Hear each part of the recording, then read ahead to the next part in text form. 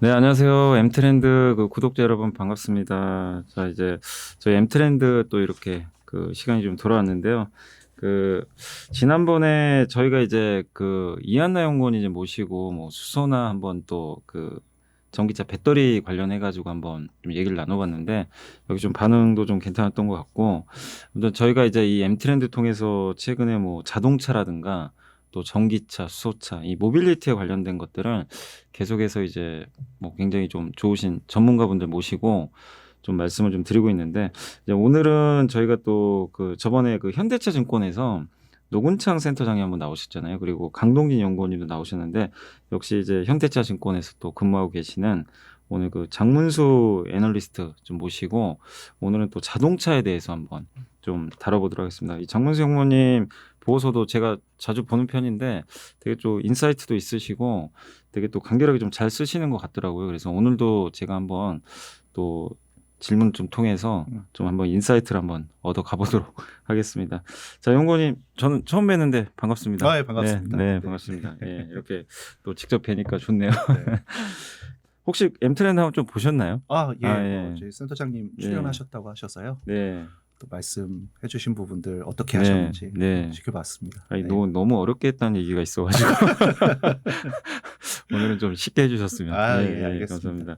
오늘 이제 할 주제는 이제 자동차와 관련돼 가지고 또 모빌리티 혁명, 또 우리 한국과 일본의 좀 약간 대결 구도도 있는데 그런 부분들하고, 또 역시 플랫폼이 되게 중요하잖아요. 우리 한국도 지금 플랫폼을 내놨는데 이 플랫폼의 경쟁력, 그다음에 또 이 플랫폼을 기반으로 해서 뭐 다양한 비즈니스 모델들이 어떻게 나오고, 또 자동차 업종 또 어떤 식으로 좀 바라보고 계신지 한번 좀 정리를 해드리도록 하겠습니다. 이제 첫 번째 질문으로, 지난 10년간 우리가 이제 돌이켜 보면 자동차 시장에 진짜 많은 일들이 사실 좀 있었잖아요. 그래서 예전에 뭐 도요타의 리콜 사태도 있었고, 그 다음에 폭스바겐 디젤 게이트. 사실 저는 폭스바겐 진짜 망할 줄 알았는데 네. 망하지 않더라고요. 좀 엄청난 사건인데, 어쨌든 그리고 나서 이제 테슬라가 나오면서 이제 전기차를 이끄는 지금 상황까지 왔는데, 이 앞으로 모빌리티 혁명은, 그러니까 테슬라까지 와서 이제 전기차가 뭔가 이제 시작은 한 것 같은데, 그 다음 그림은 좀 이 모빌리티 쪽에서 좀 어떻게 좀 그림을 그려보고 계세요?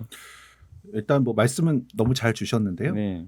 그동안 이 역사적인 이슈들, 그러니까 뭐 대규모 리콜 사태라든지 네. 폭스바겐의 디젤 게이트와 맞물리면서 나타났던 자동차 산업의 특징이 하나 있습니다. 네. 바로 뭐냐면 저성장과 경쟁 심화라는 예. 두 가지 단어죠.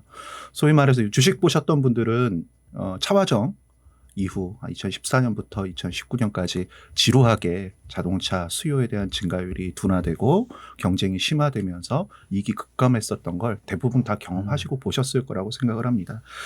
그러다 보니까 이런 완성차 업체들이 기존의 체질, 자기네들 DNA 안에 담고 있었던 믿음, 신념들을 이제 버릴 수밖에 없었던 상황들이 같이 맞물려서 나타났다고 보시면 될 것 같습니다. 그동안 이제 자동차 산업의 핵심 키워드, 뭐 제가 저성장 경쟁 심화도 말씀드렸지만 사업에 있어서 저희들이 가장 먼저 떠오르는 단어는 아마 또 중후장대, 그다음에 설치 산업 이런 것들일 겁니다. 즉 많은 투자 비용을 들여서 이익을 회수해야 되는 자동차 산업의 특성상 박리담회해야 되고요. 많이 팔아야 되고 비용을 적게 절감을 해야 됩니다. 그렇기 때문에 수직 계열화라든가 혹은 판매 증대를 위한 다양한 전략들을 쓸 수밖에 없었는데 이 저성장 경쟁 심화와 맞물리면서 많이 망가졌다라고 저희는 볼 수 있겠죠. 때문에 기존의 사업 모델로 어떻게 하면 한계를 가져온 이런 자동차 산업의 극복을 위해서 어떠한 전략들을 내놓을 수 있을지 다양한 고민들이 이 폭스바겐 디젤 게이트 이후 상당히 좀 활발하게 전개됐다고 좀 보고 있고요. 저희는 이제 케이스라고 하는 단어로 뭐 자동차 산업의 트렌드를 좀 요약드릴 수 있을 것 같습니다. 케이스라면 CASE의 이제 약자를 저희들이 뭐 케이스라 표현하기도 하고요. 현대차 그룹 같은 경우는 이제 메카, 배열을 좀 바꿔놓은 개념입니다. C는 이제 커넥티비티, 연결성을 의미하고요. A는 오토노머스, 자율주행을 얘기를 합니다. 그리고 S는 shared and service, 공유 서비스를 의미하고요. E는 electrified, 그러니까 전기차와 전기화를 의미를 합니다. 이 네 가지 트렌드는 뭐 정부의 규제와 부양책의 방향성하고도 상당히 일맥하고 수요자들이 원하는 어떤 소비의 트렌드와도 상당히 좀 맞물리고 있고요. 완성차 업체도 이런 부분들을 간과할 수 없기 때문에 관련돼 있는 다양한 전략들을 현재 쓰고 있는 걸로 파악이 됩니다. 예. 이 케이스란 용어가 좀 이게 딱 눈에 딱 들어오는데, 그러니까 네. 딱 한마디로 진짜 정리가 되는 것 같아요, 진짜. 네, 맞습니다. 연결하고 이제 자율주행하고 이제 우리가 공유하고 그다음 그 기반은 이제 역시 전기차, 전기로 가는 그런 것들로 좀 예상을 해주셨는데, 근데 최근에 이제 그 전기차와 자율주행으로 향하는 이 모빌리티 혁명이 있어가지고 그 한일 간의 대결이 뭐 저는 펼쳐지지 않을까 싶긴 했는데. 좀 되게 뭐 느낌은 뭐냐면 너무 좀 싱겁다고 해야 되나요? 네. 일본이 그냥 아무것도 안 하는 느낌? 네. 약간 그런 느낌이 있는데 좀 어떠세요? 그러니까 우리 한국은 뭔가 정말 정의선 회장 체제로 인해 가지고 청사진 2030년까지 그림을 다 그려서 알려줬잖아요, 사실은. 맞습니다. 네. 근데 도요타는 전기차도 안 하는 것 같고 뭐 한다는 얘기는 있는데 전고체 얘기만 자꾸 나오고 맞습니다. 수소는 아직은 좀 존재감이 없는 것 같고. 네. 그러니까 일본 업체들은 좀 어떻게 보세요? 그러니까 일본이 정말 그래도 1등 기업들이잖아요, 사실은 자동차에서. 근데 그렇죠. 네. 위협이 될 것도 같은데 현재 이렇게 잠잠한 이유와 음. 그리고 일본 업체들의 뭐 어쨌든 앞으로 뛰어나올 텐데 좀 전망은 좀 어떻게 보고 계세요? 저는 일본이 그런 태도를 보이는 이유는 네. 두 가지 때문이라고 보는데요. 네. 하나는 비빌 언덕이 있는 거고요. 비비. 네. 두 번째는 좀 멀리 보는 것 같습니다. 제가 이제 멀리. 비빌 언덕이라 함은 네. 그들이 가지고 있는 기술들이 뭐 아까도 언급 주셨던 수소 기술뿐만 네. 아니라 하이브리드 기술, 플러그인 하이브리드나 하이브리드 같은 기술들을 갖고 있기 때문에 이 단기적인 어떤 규제를 극복하기 위한 나름의 이제 방안들을 밀지감치부터 준비를 했다고 볼 수 있습니다. 그렇게 되면 이제 멀리 저희들이 봤을 때 수소와 같은 이런 부가적인 시대적인 이제 전환의 흐름에 편승할 수 있는 핵심 기술들을 보유한 이제 몇 안 되는 회사라고 이제 본인들은 네. 또 판단을 했기 때문에 시간은 벌었다. 비빌 언덕으로 시간을 벌었다. 다만 이 스탠다드가 어디로 향할지를 좀 지켜보면서 판단하고 대응하자라고 이제 접근을 한 것 같습니다. 그런데 말씀 주셨던 것처럼 가만히 있는 것처럼 이제 보이는 네. 거고요. 이 시대적인 변화가 이번 코비드 19 때문에 엄청나게 빠르게 나타나고 있는데 그런 부분들을 민첩하게 대응하지 않는 업체인 것처럼 보여지고 네. 있고요. 실제로 코비드 19 이후로 전기차에 대한 수요나 부양책들이 강력하게 추진이 되면서 시장 수요를 이제 견인하고 있는 상황에서 도요타는 그런 부분들에 대한 대응이 미진했기 때문에 대부분의 애널리스트나 투자자들께서는 이제 패착이라고 생각을 하고 계신 것 같습니다. 그러면 지금 어쨌든 이제 도요타 같은 경우는 그래도 지금 너무나 조용한 상태인데 어떻게 보세요? 그래도 그러니까 하이브리드 쪽에선 거의 1등 기업인데 결국 전기차는 한다고 보시는 거죠? 일단은 지금까지 나와 있는 전략들을 가지고 저희가 네. 말씀드릴 수밖에 없으니까요. 그냥 구색 맞추기 정도에 아직까지는 좀 불과한 모습이다라고 생각이 들고요. 다만 이러한 부분들에 대해서 빠르게 극복하기 위한 다양한 고심들은 하고 있는 걸로 보입니다. 대표적으로 일본 쪽을 통해서 흘러나온 언론 보도 중에 이제 테슬라와의 협업 을 얘기를 하면서 테슬라가 보유하고 있는 어떤 소프트웨어적인 기술이라든가 배터리를 매니지먼트 할 수 있는 기술들, 그러니까 배터리의 효율성을 관리할 수 있는 이런 기술들을 도요타는 일부 취하게 되고요. 자율주행과 관련된 기술들을 일부 취하게 되고 도요타는 1000만 대 이상의 대량 양산 능력을 갖고 있습니다. 그러니까 서플라이 체인들, 부품사들을 네. 관리할 수 있는 능력이라든가 품질을 관리할 수 있는 능력들, 그다음에 이제 대량 양산을 통해서 나름의 그들의 이제 그 아키텍처라고 해야 될까요? 그들의 차량의 골격이라든가 뭐 공통된 부품들을 어떻게 보면 대규모로 끌어낼 수 있는 규모의 경제를 갖고 있는 업체입니다. 그래서 테슬라 입장에서는 이제 단점이라고 언급됐었던 좀 뭐라 그럴까요? 조잡한 제조 모습들, 그러니까 격차, 문짝에 틈이 벌어져 있다든가, 품질에서 뭔가 문제점이 있다라는 부분들을 도요타를 통해서 극복할 수 있지 않을까라고 생각들을 한 것 같습니다. 참고로 도요타의 회장인 도요다 아키오 회장이 이제 과거에 테슬라의 지분을 이제 들고 있었던 적도 있었고, 도요타가 지분을 들고 있었던 적도 있었고, 지금은 이제 팔았습니다. 그 지분을 팔았습니다만 여전히 앨런 머스크와 관계가 돈독한 걸로 알려져 있어서요. 그런 부분들이 나름은 좀 설득력 있는 보도였지 않았나라고 생각을 하고 저는 보고 있습니다. 네.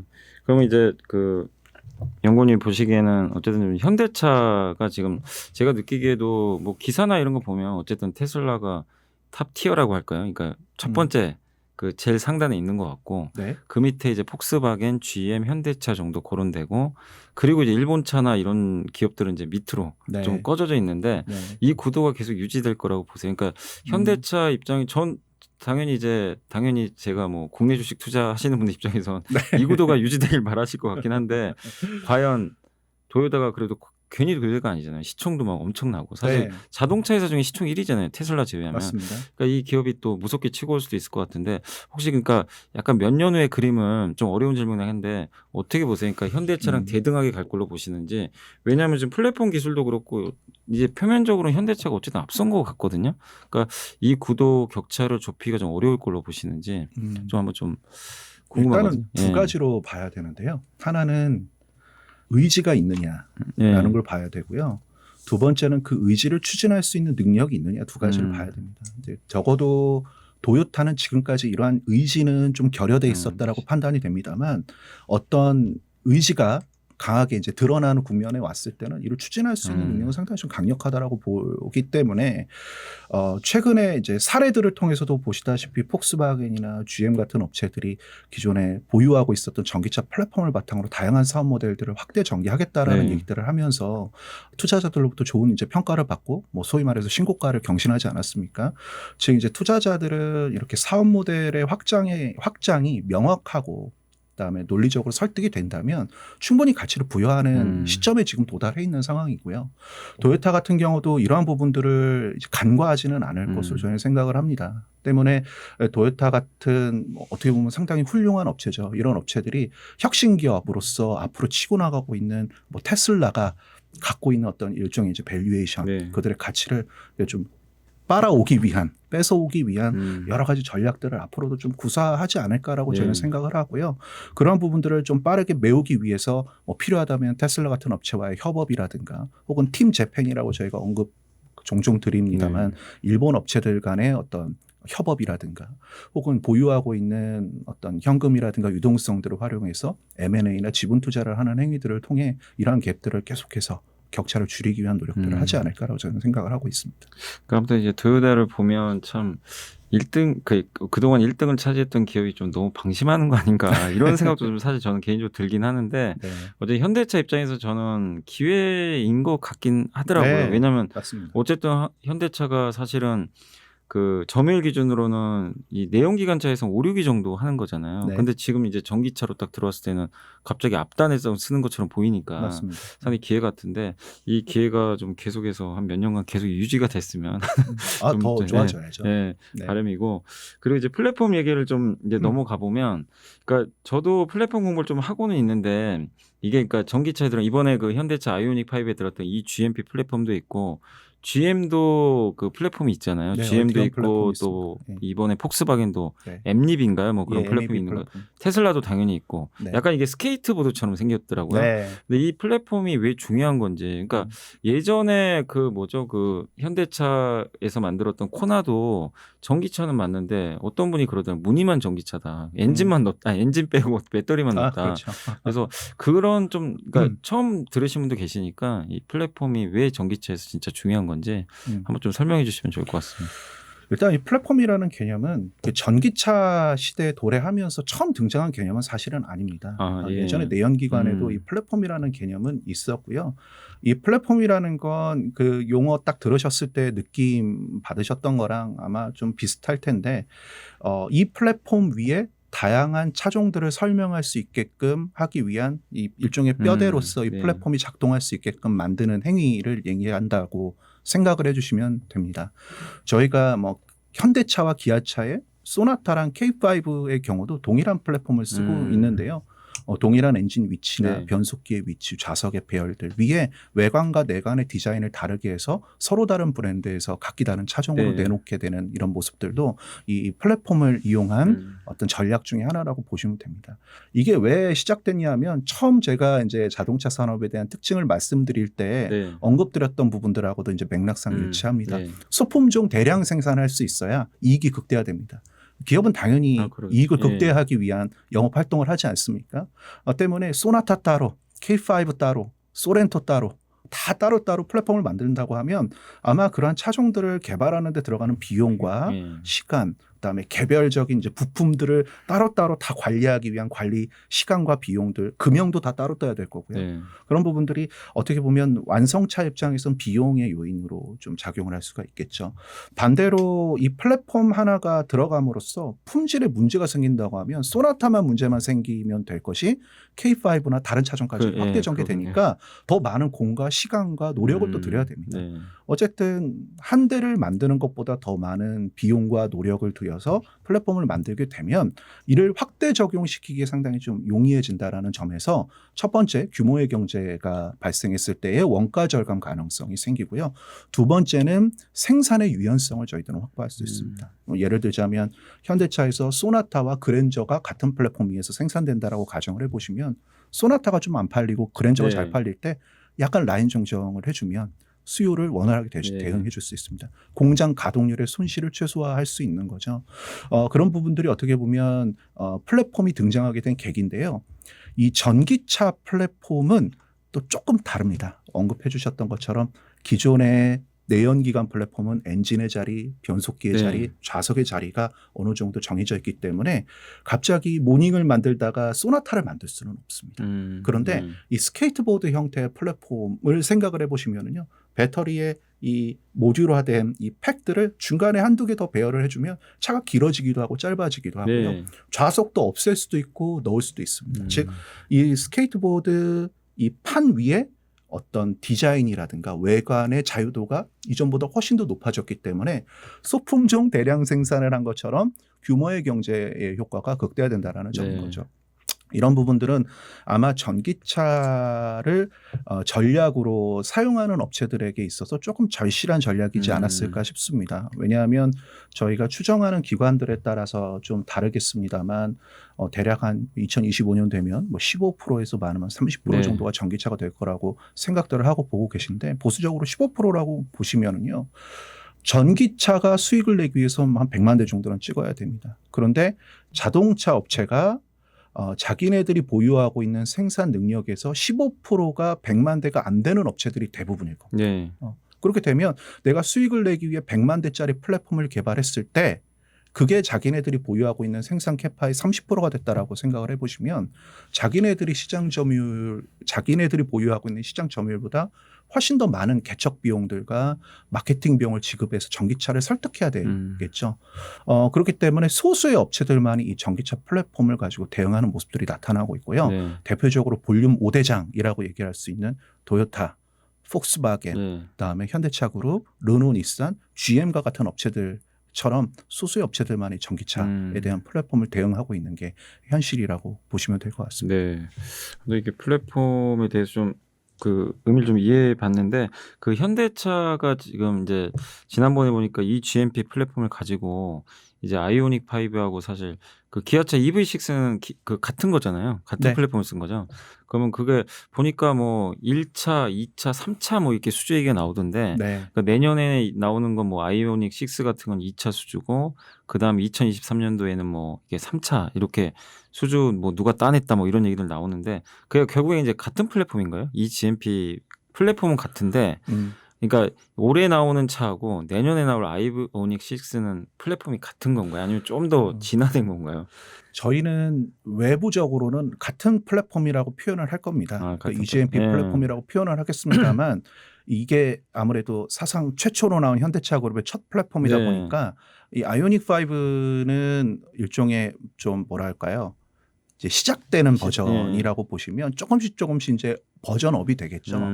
그래서 일부는 개별 부품으로 형성돼 있었던 게 점진 시스템 형태로 이제 통합이 되고요. 통합이 되면 부품 수도 줄어들게 되고 효율적으로 관리도 할 수 있게 되기 때문에 네. 원가라든가 성능 측면에서도 개선될 여지들이 좀 많이 남아 있다라고 저희는 보고 있고요.